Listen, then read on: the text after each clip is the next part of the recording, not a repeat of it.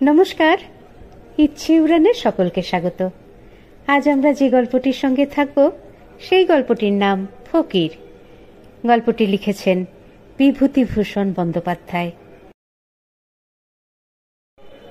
ইচু মণ্ডলের আজ বেজায় সর্দি হয়েছে। ভাদ্র মাসের বর্ষণ মুখর শীতল প্রভাত। তালি দেওয়া কাঁথা ওর বউ, তার নাম নিমি, শেষ রাত্রে গায়ে দিয়ে দিয়েছিল। এমন সর্দি হয়েছে যেন মনে হচ্ছে সমস্ত শরীর ভারী। ইচু শুয়েই পা দিয়ে চালের হাঁড়িটা নেড়ে দেখলে সেটা ওর পায়ের তলার দিকেই থাকে। হাঁড়িটাতে সামান্য কিছু চাল আছে মনে হলো তার। ইচু বললে, আজ আর জনে যাব না, একটু পানি দে দেখি। ওর বউ বললে, জনে যাবা না তবে চলবে কি সে? কেন, চাল তো রয়েছে তোর হাঁড়িতে, সজনে শাক মাখ সেদ্ধ কর, আর ভাত। নুন আছে? একটু অমনি পড়ে আছে মালাটার তলায়, তবে আর কি। পানি দে, নামাজ করি। ইচু জল দিয়ে হাত মুখ ধুয়ে অজু শেষ করে ফজরের নামাজে বসে গেল। এটি তার জীবনের অতি প্রিয় কাজ বাল্যকাল থেকেই। মজুরি করতে না যেতে পারে সে, কিন্তু নামাজ না করে সে দিনের কাজ কখনো আরম্ভ করেনি। নিমি বললে, উঠেছ যখন তখন জনে যাও। আজকাল যুদ্ধের বাজারে 10 আনা করে জন, অন্য সময় 3 আনা হতো যে। হাড়িতে যদি চাল থাকতে দেখলে তবে আর তুমি জনে যাবা না, ও ভালো না। ইচু বললে, নামাজের সময় ঘ্যান ঘ্যান করিস নে বাপু, একটু চুপ কর। নামাজ শেষ করে ইচু দা হাতে বেরিয়ে যেতে গিয়ে একটু থেমে বললে, খিদে পেয়েছে। কি আছে রে? কিছু নেই, দেখ না হাঁড়িটা, বড্ড খিদে পেয়েছিল। 2 কটা পানি দেওয়া ভাত পড়ে আছে, আর কিছু নেই। তাই দে, দিনবেলা না খেয়ে গেলি দুপুরবেলায় এমন খিদে পায়, দা ধরতে হাত কাঁপে, কাজ করতে পারি নে। শাইলিপাড়া গ্রামের পাশ দিয়ে এই রেল লাইন চলে গিয়েছে। রেল লাইন পার হয়ে ফাঁকা মাঠ একদিকে, মাঠের মধ্যে বিল। ভরা ভাদ্রের বর্ষায় থই থই করছে তার জল। ধারে ধারে কাশবনে সব ফুল ফুটতে শুরু করেছে। জলে কলমিলতা জালের মতো বিস্তৃত হয়ে আছে। বন খেজুর গাছের মাথায় তেলাকুচো লতার দুলুনি। টুকটুকে লাল তেলাকুচো ফল সবুজ পাতার আড়াল থেকে উঁকি মারছে। ফিঙে পাখি ঝুলছে রেলের তারে। রামাগুয়ালা জন্মজুর নিয়ে ধান কাটছে নিজের জমিতে। ইচুকে দেখে বললে, যাবা কোথায়? সনিকপুরের বিলি ধান কাটতে। কত করে জন দিচ্ছে? 7 করে বিঘে। তামাকের আগুন দিবা? নিয়ে যাও, ওই বেনাঝোপের ধারে মালসা আছে। ভাত খেয়েই চলে আলাম, হাত জিরুতে পারিনি। তামাক না খেলি কাজে মন বসে? মালসা থেকে আগুন নিয়ে তামাক খেতে খেতে চলল ইচু। ইচুর গ্রাম থেকে 2 মাইল দূরে সনেকপুরের বিলে 150-200 বিঘে জমিতে ভাদুই ধান পেকে গাছ শুয়ে পড়েছে। যেমন বর্ষা নেমেছে, 2-5 দিনে বিলের জল বেড়ে পাকা ধান ডুবিয়ে দেবে। তাই এবার মজুরির রেট এদিকে খুব বেশি। তার উপর আছে মজুরদের একবেলা খোরাকি। ইচুর বড় ভালো লাগে আল্লাহর কথা শুনতে। পায়রাগাছির ফকির এই অঞ্চলের মধ্যে নামজাদা সাধু। একবার ইচু তাকে দেখেছিল। বাল্যকাল থেকে ইচুর ঈশ্বরের দিকে কেমন একটা টান। পায়রাগাছির ফকির সে টান আরো বাড়িয়ে দেন ওর। ইচু যেন কেমন হয়ে গিয়েছে তারপর থেকে। সংসারে মন দেয় না, মজুরি করে পয়সা রোজগারের দিকে বা খাওয়া দাওয়ার দিকেও মন নেই। কাস্তে হাতে জমির ধান কাটতে কাটতে মাঝে মাঝে অন্যমনস্ক হয়ে পড়ে। অনেকে ওকে তা নিয়ে খেপায়, বলে, ওই ইচু, শেষকালে ফকির হবে নাকি গো? ইচু মুখে কিছু বলে না, চুপ করে থাকে। সে নিতান্ত ভালো মানুষ, কারো কোনো কথার প্রতিবাদ সে করতে পারে না। মজুরির রেট নিয়ে দরাদরি করতে পারে না বলে অনেকে ওকে ঠকিয়ে কাজ আদায় করে। বিনি মজুরিতে অনেক সময় খাটিয়ে নেয়। ওই ইচু, আমার বাড়ির চাল কুমড়োর মাচাটা তুমি থাকতে নষ্ট হয়ে যাবে। কেন, কি হয়েছে চাচা? খুঁটিগুলো সব পড়ে গিয়েছে। ও বেলায় এসে করি দেবা নি চাচা, ইচু কথা ঠিক রাখত নিজের, যাকে যা বলবে তা সে রাখবার জন্যে প্রাণপণে চেষ্টা করবে, এটা সকলেই জানে। মহাজনে 2-3 বীজ ধান মুখের কথায় ওকে দিয়ে দিত। এ পর্যন্ত সে কারো টাকা বা ধান মেরে দেয়নি। একবার পাশের গ্রামের মুখুজ্জেদের জমির ধান সে ভুল করে কেটে ফেলেছিল। বেশি নয়, কাঠাখানেক জমির পাকা ধান। মুখুজ্জেদের জমির পাশে তখন ওর নিজের ওটবন্দি জমি ছিল 2 বিঘে। মুখুজ্জে মশাই যখন জানতে পারলেন তার জমির ধান কে কেটে নিয়েছে, তখন খুব হইচই জুড়ে দিলেন। কে ধান কেটেছে সন্ধান করতে পারলেন না, কারণ সবারই তখন ধান কাটবার সময়, সকলের বাড়িতে ধান। কার ধান তিনি গিয়ে ধরবেন? দিন 2 পরে ইচু গিয়ে সন্ধেবেলা তাঁর বাড়ি হাজির হলো। মুখুজ্জে মশাই বললেন, কি রে ইচু, কি মনে করে? ইচু বললে, সালাম বাবু, একটা বড় ভুল করে ফেলিছি। কি রে? আপনার জমির ধানটা কাঠাখানে কেটে ফেলে ঘরে নিয়ে তুলম। তা বাবু, দেরা সুদ দিয়ে সে ধানটা আপনারে ফেরত দিতে চায়। ও, তোর কাজ ইচু? আমি আকাশ পাতাল হাতড়াচ্ছি। আগে হ্যাঁ বাবু, সেদিন বড্ড বর্ষা, জমির আল ঠিক করতে পারলাম না। তারপর পরস্পর শুনলাম আপনি জমির ধানকে চুরি করেছে বলে খোঁজ করছেন। তখন ভাবলাম বাবুরে বলে আসি। খেতি লোকসান যখন অজান্তে করে ফেলেছি, তখন দেড়া বাড়ি সুদ দেব আপনারে। মুখুজ্জে মশাই বিশ্বাস করলেন ওর কথা। ইচুকে অন্তত চোর বলে কেউ সন্দেহ করবে না। ইচু জন খেটে খায় বটে, কিন্তু আশেপাশের 4-5 গ্রামের লোক ওকে মনে মনে শ্রদ্ধা করে। মুখুজ্জে মশাই বললেন, তোকে সুদ দিতে হবে না ইচু, আমার ধান যা কেটেছিস ও আর ফিরিয়েও দিতে হবে না, ও তোকে দিলাম। ভুল করে ফেলেছিস, তার এখন কি হবে? ইচু হাত জোর করে বললে, তা হবে না মুখুজ্জে মশাই, ও ধান নিতে পারবো না, মাফ করবেন। ও ধান আমার গলা দিয়ে নামবে না। আল্লাহ যা আমার হাতে তুলে দেবেন তাই খেয়ে পরাণ বেঁচিয়ে রাখবো, যা না দেবেন সে আমার হারাম। মুখুজ্জে মশাই জানতেন ইচুকে। খুশি হয়ে বললেন, যাক, 2টো চিড়ে নিয়ে যা, বাড়ির মধ্যে তোর কাকিমার কাছ থেকে চেয়ে নে।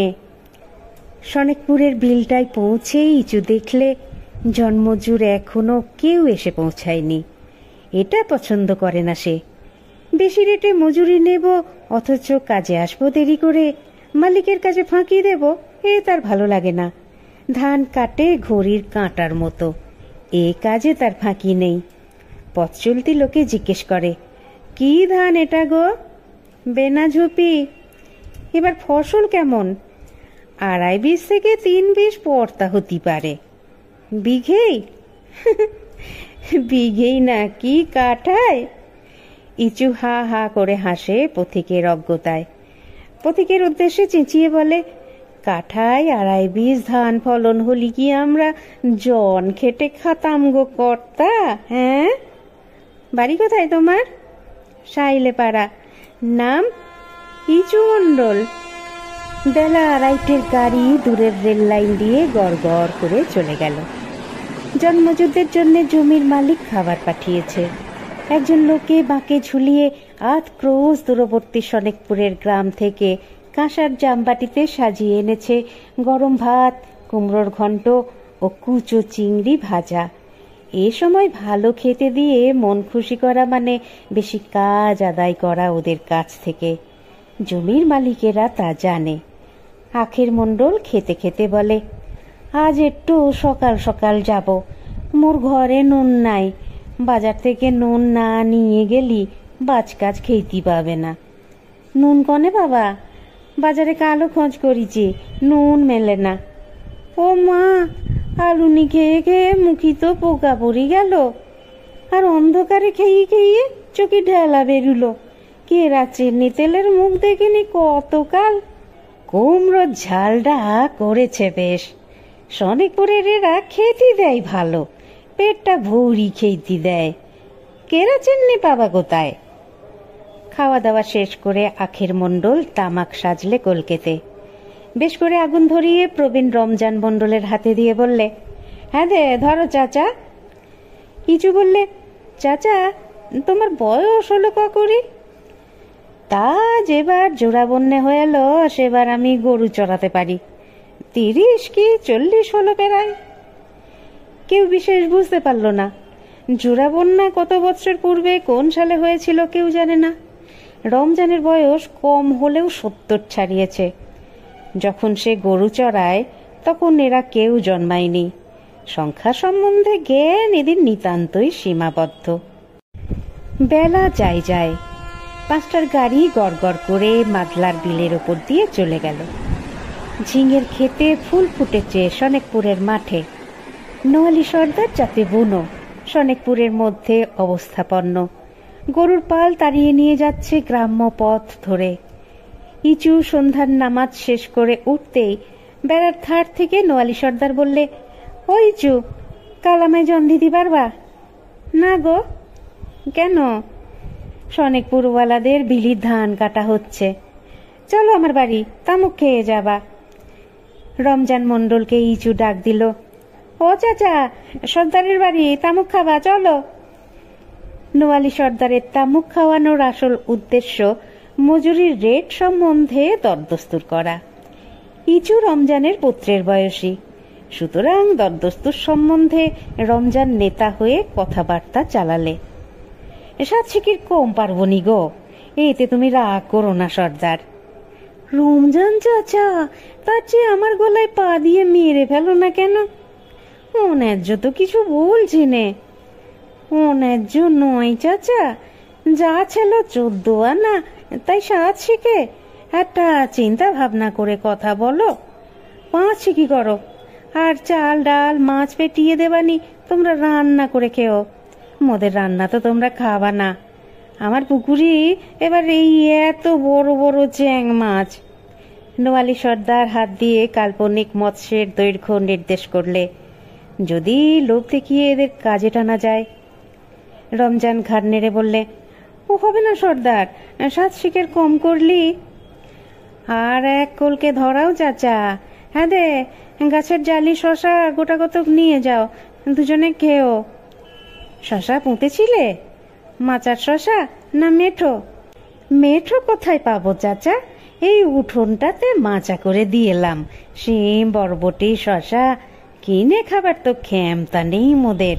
তরি তরকারির আগুন দাম। সে কথা আর বলো না। হাটে বাগুন কেনতাম পয়সায় 2 সের 3 সের, তাই এখন বলে 8 আনা সের। খাদ্য উঠে গেল।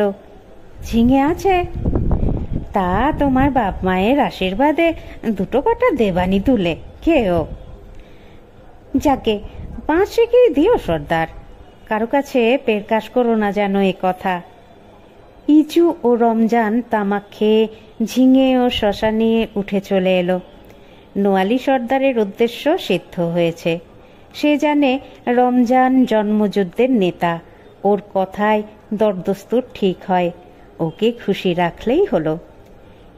ইচুর বাড়ি ফিরতে রাত হয়ে গেল। নিমিকে বললে, ভাত রেঁধেছিস? এবেলা শরীরটা খারাপ, পানি দেওয়া ভাত আছে, খাও। তরকারি? কিছু নেই। এই ঝিঙে কটা রেঁধে দে। রাখবো কি দিয়ে?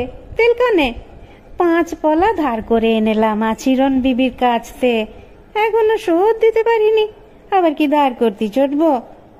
পোড়া। নিমি খিলখিল করে হেসে উঠে মুখে আঁচল চাপা দিয়ে বললে, ও মা, মুই কনে যাব গো? ঝিঙে পোড়া কেউ কখনো শুনিনি। খেতে পারবা না? পারবো, দে তুই। খাওয়া দাওয়া শেষ হলো পাকাটির আলো জেলে। তেল নেই, অন্ধকার ঘর দোর।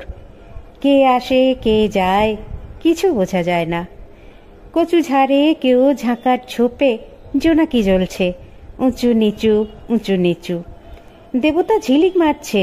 রাত্রে বৃষ্টি হবে বোধহয়। ভাদ্রের গুমোট গরম। সারাদিনের হাড় ভাঙা খাটুনির পরে ইচু যেমন মাদুর পেতে শুয়ে পড়েছে, তখনই রাজ্যের ঘুম এসেছে ওর চোখে। আর জ্ঞান নেই। কতক্ষণ পরে সে জানে না। লোকজনের গোলমালে ইচু শেখের ঘুম ভাঙল। অনেক লোকের গলা বাইরে, ওরই বাড়ির উঠোনে। ব্যাপারখানা কি? পাড়ার মোড়ল হাফেজ বুড়োর গলা। ও ইচু, ইচু বাড়ি আছো? বছিরুদ্দি শেখ ডাকছে। ও ইচু, বলি ওঠো, শোনো এইদিকে। ভোর সবে হয়েছে, কাকপক্ষী ডাকতে শুরু করেছে। ইচু ধর্মর করে উঠে বসে চোখ মুছলে। ফজরের নামাজের সময় উত্তীর্ণ হয়ে যায়, কিন্তু এত লোক ওর উঠোনে কেন? তাকে ডাকাডাকি বা কিসের এত সকালে? বাইরে এসে ঘুম চোখে উঠোনের দিকে চেয়ে ও অবাক হয়ে গেল। পাড়া শুদ্ধ মানুষ সব ওর উঠোনে। সে বিস্মিত সুরে বললে, কি হয়েছে গো মোড়লের বউ? বুড়ো হাফেজ মণ্ডল বললে, ইদি কি এসো, আগে নামাজটা করে নি, দেরি হয়ে গিয়েছে। ইচু ঘরের পেছনের দাওয়ায় নামাজ সেরে নিয়ে আবার সামনে এলো। সবাই ওর দিকে একসঙ্গে এগিয়ে এলো। সবাই মিলে যেন একসঙ্গে ওকে কি বলতে চায়। ইচু ক্রমেই উদ্বিগ্ন হয়ে উঠছে। ওর বুকের ভেতর ঢিপ ঢিপ করছে। ভয়ও হয়েছে ওর। নিমি এ সময়ে কোথায় গেল? হয়েছে কি? অন্য সবাইকে থামিয়ে দিয়ে হাফেজ বললে, এসো মোর সঙ্গে। ইচু শেখ ওদের পেছনে পেছনে কলের পুতুলের মতো চলল। রেল লাইনের দিকে সকলেই যাচ্ছে। নাবাল ক্ষেতের এক হাঁটু জল পার হয়ে সবাই রেল লাইনে উঠল। একটা খেজুর ঝোপের আড়ালে রেল লাইনের উপর উঠে সবাই দাঁড়ালো থমকে। হাফেজ ডেকে বললে, এখানে এসো। কি ব্যাপার? ইচু এগিয়ে গিয়ে যা দেখলে তাতে তার মাথা ঘুরে গেল। সে নিজেকে পড়তে পড়তে সামলে নিলে। রেল লাইনের ওপরে একটা রক্তাক্ত মৃতদেহ, গলা সামনের দিকে গভীরভাবে কাটা, দেহের সঙ্গে একটি অস্বাভাবিক কোণের সৃষ্টি করে চিত হয়ে পড়ে আছে। মৃতদেহ নিমির। তারপর তার ভালো কিছু মনে পড়ে না। গ্রামের লোকে মিলে তাকে কত কিছু প্রশ্ন করতে লাগলো। সে কোথায় ছিল, নিমি কতক্ষণ ঘরে ছিল, নানা প্রশ্ন। নিমি রেলে গলা দিয়ে মরেনি, তাকে নাকি খুন করে টেনে এনে রেলে শুইয়ে রাখা হয়েছে। তার চিহ্ন পাওয়া গিয়েছে। ইচু বুঝতে পারলে তার উপর অনেকের সন্দেহ এসে পড়েছে। পাশের গাঁয়ে দফাদারদের সংবাদ দিতে লোক যাবে এক্ষুনি। তার আগে ইচুকে একবার জিজ্ঞেস করা দরকার। সে কোথায় ছিল তা জানা দরকার। সেজন্যই গ্রামের লোক তার বাড়িতে গিয়ে ডাকাডাকি করছিল। ইচু মাথায় হাত দিয়ে বসে পড়ে বললে, মুই কিছু বলতে পারি না চাচা, আল্লাহ জানে, মুই মরার মতো ঘুমুতিনে গেলাম। বউরি কিছু বললে? ঝগড়া হয়ে এলো? কিছু না চাচা। বউ ঘরে শুয়ে এলো?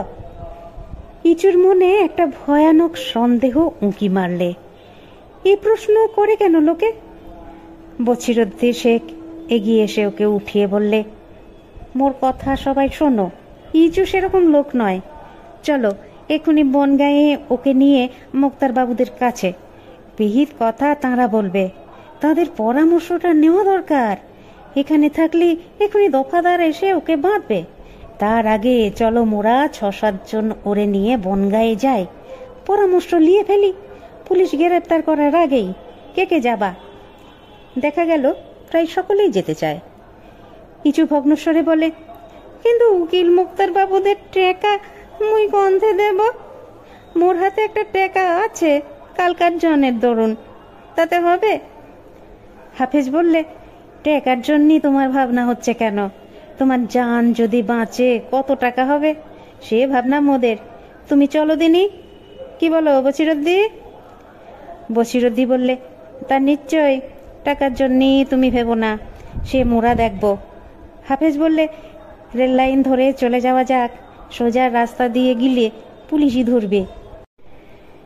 বেলা 7:30টার মধ্যেই ওরা বনগ্রামের বড় মোক্তার রামলাল চাটুর্যে মশাইয়ের বাসায় পৌঁছে গেল।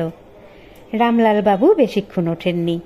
সেরেস্তায় বসেই চা খাচ্ছেন আর মুহুরী দুলাল চক্রবর্তীকে বিলম্ব করে আসার জন্য তিরস্কার করছেন। কাল চলে গেলে কাছারি থেকে বাড়ি, জামিননামা দুটো সই করাতে হবে। তোমার সে খেয়াল থাকে না? এখন এলে 8টার সময়। এমন করলে কি করে আমি কাজ চালাই? ওদের দরখাস্তের নকল নেওয়া হয়েছে? আগে নকলের জন্য দরখাস্ত করা হয়েছে, কাল বিনয়বাবু সকাল সকাল চলে গিয়েছিল, দেখা পাইনি। সকালে কাছারিতে গিয়ে আজ নকল দুখানা বার করে ফেলো আগে, নইলে জেরাই হবে না। কে? কোত্থেকে আসা হচ্ছে? হাফেজ মণ্ডল এগিয়ে এসে নিচু হয়ে ডান হাত তুলে কপালে ঠেকিয়ে বললে, সালাম বাবু। কি ব্যাপার, বাড়ি কোথায়? হাফেজ মণ্ডল বললে, বিপদে পড়ে আলাম বাবুর কাছে, বড় বিপদে পড়ে গিয়েছি, খুনের ফ্যাসাদ। রামলাল বাবু প্রবীণ মুক্তার, মুক্তারি ব্যবসায় চুল পাকিয়েছেন। বিপদে লোক যখন পড়ে তখন দিক বিদিক জ্ঞানশূন্য হয়ে পয়সা খরচ করে, ধীরভাবে সেই পয়সা আদায় করতে হয়। সুতরাং একটা সিগারেট ধরিয়ে আরাম করে টান দিয়ে গম্ভীরভাবে বললেন, খুন? কিরকম খুন? হাফেজ ইচুর দিকে আঙুল দেখিয়ে বললে, এই লোকের বউকে গলা কাটা অবস্থায় কাল রাতে রেল লাইনে পাওয়া গিয়েছে। ওর নাম কি? ইচু। ও রাত্রে কোথায় ছিল? বাড়িতেই শুয়েছিল বাবু। বউয়ের স্বভাব চরিত্র কেমন? হাফেজ চুপ করে রইল। সে প্রবীণ লোক, গ্রামের মোড়ল, তার মুখ দিয়ে আর ও কথা বার হয় কেন? বছিরউদ্দিন শেখ পাশ থেকে ঈষৎ গলা খাকার দিয়ে বলল, বাবু ভালো না। ইচু অবাক হয়ে বছিরউদ্দির মুখের দিকে চেয়ে রইল। নিমির স্বভাব চরিত্র ভালো ছিল না? কই, একদিনও তো সে কিছু জানে না। সে নিমির স্বামী, সেই কেবল জানে না, আর সবাই জানে। হাফেজ চুপ করেই রইল। বছিরউদ্দিন বলে যেতে লাগলো, বাবু এ লোক বড্ড ভালো মানুষ, নিরীহ ভালো মানুষ। ও কিছু জানে না এসব কথা, খুনও ও করেনি। রামলাল মুক্তার বাধা দিয়ে ধমকের সুরে বললেন, তুমি কি করে জানলে? তোমাকে ডেকে নিয়ে গিয়ে লোকে খুন করবে নাকি? যা তুমি জানো তাই বলো, যা জানো না তা নিয়ে জ্যাঠামি করো না। যাও বসো ওখানে। পরে হাফেজের দিকে চেয়ে বললে, তুমি কি জানো বলো মোড়ল। বছিরউদ্দির অবস্থা বিপর্যয়ে হাফেজ একটু ভয় খেয়ে গেল। সমীহ করে সংযত হয়ে বললে, আগে বাবু যা বলছেন অতি লেজ্জ কথা, তবু ইচু আমাদের লোক ভালো, সবাই জানে এ কথা। আপনি সব লোককে জিজ্ঞেস করো, সবাই এ কথা বলবে। রামলাল বাবু সিগারেটের টান দিয়ে বললেন, ঘটনা বলো। হাফেজ ঘটনা বর্ণনা করলে। ইচু মণ্ডলের মুখে যা সে শুনেছে। জন খেটে এসে অঘোরে ঘুমুচ্ছিল, সবাই গিয়ে ডেকে ওর ঘুম ভাঙায়। ও বলেছিল, রাত্রে ঘুমে অচৈতন্য হয়ে পড়েছিল, কি হয়েছে না হয়েছে কিছু জানে না। শোবার আগে ওর স্ত্রী ওকে ভাত খেতে দিয়েছিল। ঝগড়া বিবাদ হয়নি। আত্মহত্যা নয়? না বাবু, গলায় অস্ত্রের দাগ দেখলেই বোঝা যায়, গলা কেটে রেল লাইনে ফেলে রেখেছিল। রামলাল বাবু বললেন, অন্তত তাই প্রিজাম্পশন হবে, পুলিশেও তাই বলবে। লাশ কে দেখে আগে? বাবু মোর ভাই আর নবী শেখ সকালে রেল লাইনের ধারে নালায় মাছ ধরতে যাচ্ছিল, তারাই দেখতে পায়। পেয়ে হন্দদন্দ হয়ে ছুটে এসে আমারে খবর দেয়। মুই তখনই দৌড়লাম লাইনের ধারে। আচ্ছা আচ্ছা বুঝেছি, থাক, সুরথা লাগে হয়ে যাক, তারপরে দেখা যাবে। গ্রামের দফাদারকে খবর দিয়ে এসেছো তো? বেশ করেছো। বড্ড শক্ত কেস, সন্দেহ গিয়ে ইচু মণ্ডলের ওপরেই পড়বে। বউয়ের স্বভাব চরিত্র খারাপ ছিল, ভালো মানুষ লোক, হঠাৎ রেগে উঠলে এসব ক্ষেত্রে ভয়ানক হয়ে ওঠে কি না? তোমরা লুকিয়ে চলে এসেছো? হ্যাঁ বাবু। একটা কথা শিখিয়ে দিই, ইচু। ইচু এগিয়ে গিয়ে সেলাম করে দাঁড়ালো, তার পা দুটো ঈষৎ কাঁপছে। বলি শোনো, তুমি খুন করেছো কি না করেছো তা তোমায় জিজ্ঞেস করব না, আমাদের তা কাজ নয়। আমরা ধরে নেব তুমি খুন করনি, কিন্তু পুলিশের তা শুনবে না। তোমাকে আজ সম্ভবত রাস্তাতেই যেতে যেতে গ্রেপ্তার করবে। তোমায় স্বীকার করাবার জন্যে নানা রকম চেষ্টা হবে, কিন্তু কিছুতেই তুমি বলো না যে তুমি খুন করেছ। স্বীকার কিছুতেই করবে না, করেই থাকো বা না করেই থাকো, বুঝলে? যাও, সাবধানে যাও। হাফেজ বললে, বাবু, পুলিশই ধরলি রাখবে কনে ওরে? রাখবে হাজতে, যতদিন না বিচার শেষ হয়। তবে এখানে শেষ বিচার হবে না। দোষী প্রমাণ হলে দায়রায় চালান হবে যশোরে, সেখানে জজ সাহেব বিচার করবেন। বাড়ি গিয়ে পয়সা করি জোগাড় করো গিয়ে, বড্ড ফ্যাসাদে পড়ে গিয়েছ, অনেক টাকার খেলা। হাফেজ ও বছিরদ্দি সব শুনে যেন মাটির মধ্যে বসে গেল। বনগাঁয়ে মুক্তারবাবুর টাকায় জোগাড় হয় না, আবার যশোর জেলায় কোর্টের উকিলবাবুদের টাকা গরিব গ্রামের লোকের চাঁদায় কি জোগাড় হয়ে উঠবে? ইচুকে বাঁচানো মুশকিল হয়ে উঠল। এতক্ষণ পরে ইচু কথা বললে। এতক্ষণ সে একটি কথাও বলেনি। এইবার সে হাত জোর করে বললে, বাবু, মোর একটি কথা বলবার আছে। তার মুখের দিকে সবাই চাইলে, মুক্তারবাবুও চাইলেন। এইবার বোধ হয় সব প্রকাশ করতে চাইছে লোকটা। এইরকম ভাবেই বলে তিনি জানেন। হাফেজ ও বছিরদ্দি মুখ চাওয়াচাই করলে। কি জানি ওর পেটে কি আছে, মানুষকে সব সময় বাইরে থেকে চেনা যায় না।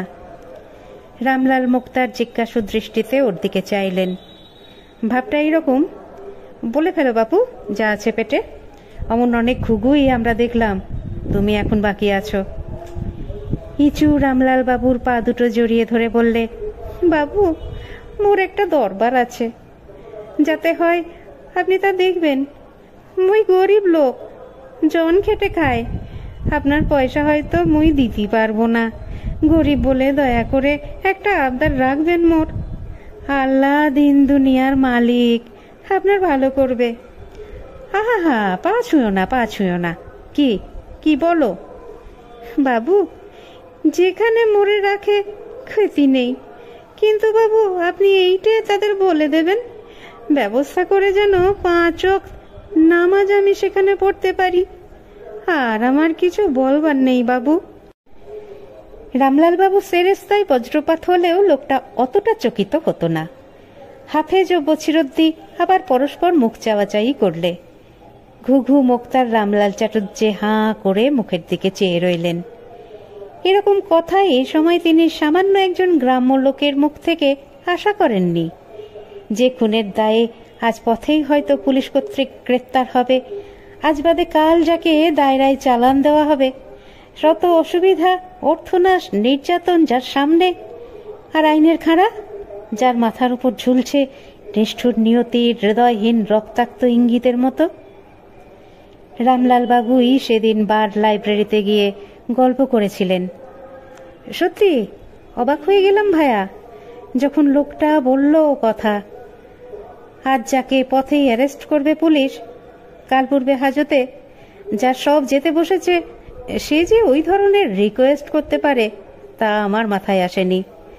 আমি আগে ভেবেছিলাম বুঝি কনফেস করবে। সামান্য একজন লোক।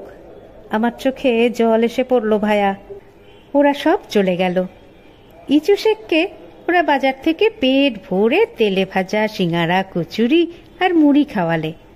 হাফেজ বললে, ওরে চাড্ডি হোটেলের ভাত খাইয়ে নিলি হতো, পুলিশই ধরলি কোথায় নিয়ে যাবে, আজ খাওয়া হবে কি না ঠিক তো নেই। কিন্তু অত সকালে হোটেলে ভাত পাওয়া গেল না। রাস্তা চলতে লাগলো সবাই। দুপুরের কিছু দেরি আছে। ইচু পথের পাশে এক বটতলার ছায়ায় নামাজ পড়তে বসল। আর কোনো কথা ওর মনে থাকে না। ঝিরঝিরে হাওয়ায় আজ পথের ধারের গাছতলায় অপূর্ব আনন্দ ও শান্তি নেমে আসে প্রাণে নামাজের সময়। সে সব ভুলে যায়, চোখে যেন জল আসে। নিমি কত ভাত রেঁধে দিয়েছে, কত আদর যত্ন করেছে, তার চরিত্র খারাপ ছিল সে কিছু জানে না। নিমির জন্যে বুকের মধ্যে একটা বেদনা। নিমিকে সে খুন করবে? কাউকে কখনো খুন করার কথা তার মনে আসেনি। আল্লাহ সাক্ষী আছেন সব কাজের। ভয় কি? মালিক যা করবেন তাই হবে। রাস্তায় ওকে পুলিশে ধরলে না। বেলা 2টোর সময় বাড়ি ফিরে ওরা দেখলে পুলিশ দফাদার অপেক্ষা করছে ওদের পাড়ার বড় মোড়লের বাড়ি। লোক গিজগিজ করছে। ডাক হাঁক সাক্ষীর জবানবন্দি হতে বিকেল হয়ে গেল। শাইলিপাড়া গ্রামের সবাই এক বাক্যে দারোগার সামনে বললে ইচুর দ্বারা এই খুন হয়েছে তারা কেউ বিশ্বাস করে না। জবানবন্দিতে আরও প্রকাশ পেল ইচুর স্ত্রী নিমি প্রায়ই রাত্রে স্বামীকে ঘুম পাড়িয়ে বাড়ি থেকে বেরুত। গ্রামের মধ্যে তার প্রেমিকের অভাব ছিল না, প্রেমের প্রতিদ্বন্দ্বিতাও চলত। দারোগা ইচুকে সামনে ডাকিয়ে প্রশ্নের পর প্রশ্ন করলেন। শেষে বললেন, তুমি কিছু জানতে না যে তোমার স্ত্রীর চরিত্র খারাপ? না দারোগা বাবু, কিছু জানিনি মুই। জানো এতে চালান দিলে তোমার ফাঁসি হতে পারে? আল্লাহর যদি তাই মর্জি হয়, মোর মনে এতটুকু খেদ থাকবে না দারোগা বাবু। তিনার যা মর্জি তাই তিনি করুক, মুই খুশি ছাড়া অখুশি হব না। বুড়ো হাফেজ মণ্ডল এগিয়ে এসে দৃঢ় কণ্ঠে সোজা হয়ে দাঁড়িয়ে বললে, কাকে কি বলছেন বাবু? আল্লাহর কথা উঠলে ওর চোখ দিয়ে পানি পড়ে। অমন লোক এ দিগরে নেই। দারোগা বাবু বললেন, তুমি কাল রাত্রে কোথায় ছিলে? ঘরেই শুয়েছিলাম, মরার মতো ঘুম এসেছে চুকি। শনিকপুরের বিলি জন খাটেলাম সারা দিন। ওনারা ডাকলে সকালবেলা, তখন মুই ঘুম ভেঙে উঠি। দারোগা বাবু অভিজ্ঞ লোক, পুলিশের চাকরি অনেকদিন করছেন। কে সাধু কে বদমাইশ চেনেন। ইচুর দ্বারা এ কাজ হয়নি। ওর মুখের দিকে চেয়ে তখনই বিদ্যুতের লেখা বাণীর মতো তার মনের মধ্যে এ সত্য উদয় হলো। সেই সন্ধ্যায় ইচুর নামাজ সেরে ভাঙা খালি ঘরে ঢুকতেই ওর প্রাণটা হা হা করে উঠল। নিমি, ও নিমি, মোরে ভাত এনে দে। সে আপন মনেই ডাকল। নিমিকে সে কত ভালোবাসত। যে যা বলে ওসব সে বিশ্বাস করে না। বিচার করবার সে কেউ নয়। নিমিকে সে ক্ষমা করেছে। নিমি, ও নিমি, মোরে ভাত এনে দিলি নে? পরদিন গ্রামের লোক সকালে উঠে ইচুকে আর তার ঘরে দেখতে পেলে না। সে এক বস্ত্রে বাড়ি থেকে বেরিয়ে গিয়েছে কখন। গৃহস্থালির কলসি, হাঁড়ি, কুড়ি, নারকোলের মালা, 2-1খানা পিতলের ঘটি বাটি সব ফেলে রেখে গিয়েছে। খোলসেখালি গ্রামের প্রান্তে নদী তীরে তেঁতুল গাছের তলায় পর্ণকুটিরে একজন ফকির কোথা থেকে এসেছে। সন্ধ্যায় আকাশের নীল পটে মেঘের রচনার সঙ্গে সঙ্গে সে খেজুর চটা বিছিয়ে নদীর ধারে যখন নামাজ পড়ে, তখন লোকে সবিস্ময়ে তার মুখে দেখেছে এক অদ্ভুত আলো, প্রভাতী তারার মৃদু জ্যোৎস্নার মতো। এক সন্ধ্যা ভিক্ষায় তার উপজীবিকা। সবাই ওকে মানে, ভক্তি করে। নাম ওর ইচু ফকির।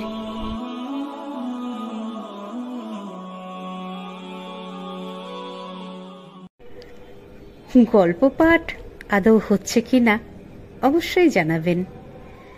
আর আপনাদের যদি কোনো মতামত থাকে তা অবশ্যই দিতে পারেন, আমি সমৃদ্ধ হব। ত্রুটি বিচ্যুতি এগুলো তো থাকবেই, সেগুলো আপনাদের কথার মাধ্যমেই সংশোধন হবে। যারা সাবস্ক্রাইব করে নিয়েছেন তাদের অসংখ্য ধন্যবাদ।